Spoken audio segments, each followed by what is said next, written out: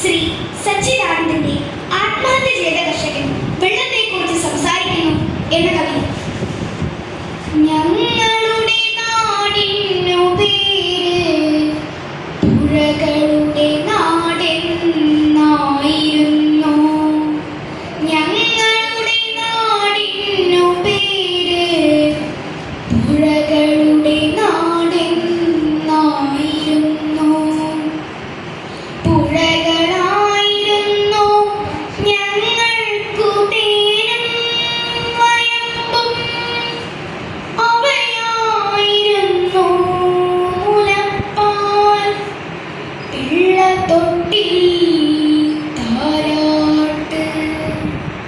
പുഴയുണ്ടായിരുന്നു പച്ചയിൽ മേൽക്കനിവും കരിയിൽ കീഴാളന്റെ ഏകാകിതയുമായി. പുഴയുണ്ടായിരുന്നു വെറ്റിലപ്പാട്ടിന്റെ വളവുകളിൽ തെയ്യകോലങ്ങളുടെ സ്നിഗ്ധപ്രവാഹങ്ങളിൽ. പറയന്തുള്ളലിന്റെ ചടുലമായ ചുവടുകളിൽ സോപാനത്തിന്റെ ഇതൾത്തിരകളിൽ. മോഹിനിയാട്ടത്തിന്റെ ജലവടിവുകളിൽ.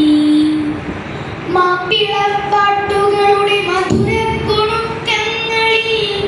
കുരുത്തോലപ്പെരുന്നാളിന്റെ ഘോഷയാത്രകളിൽ.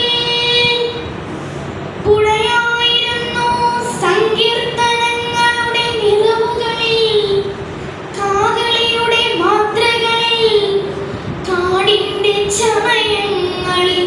കാവിന്റെ മുദ്രകളിൽ. കാറ്റിന്റെ ചേകിലയിൽ. മഴയുടെ മേളകാലങ്ങളിൽ. ഋതുക്കളുടെ നിറയിൽ. നിറങ്ങളുടെ താലപ്പൊലിയിൽ. ഞങ്ങളുടെ വെറും നടത്തത്തിൽ. വിരലിൽ ചുണ്ടിൽ കാതിൽ കണ്ണിൽ അരക്കെട്ടിൽ ഹൃദയത്തിൽ.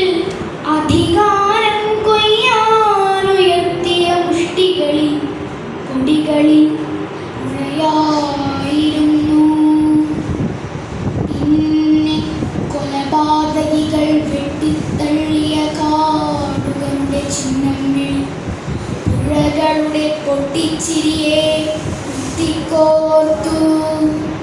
പിന്നെ മീനുകൾക്കും നീർക്കോലികൾക്കുമൊപ്പം നീരിൻ പുറത്തു സഞ്ചരിച്ചിരുന്ന മണൽ ബോധത്തിന്റെ ചക്രങ്ങളിൽ യാത്രയാരംഭിച്ചു. അപമാനിതയായ പുഴയുടെ പാട്ട് അമ്മയെ വിളിച്ചു പാതാളത്തിൽ മറഞ്ഞു. അവിടെയും വറ്റിയിരുന്നു ഗർഭനീർ.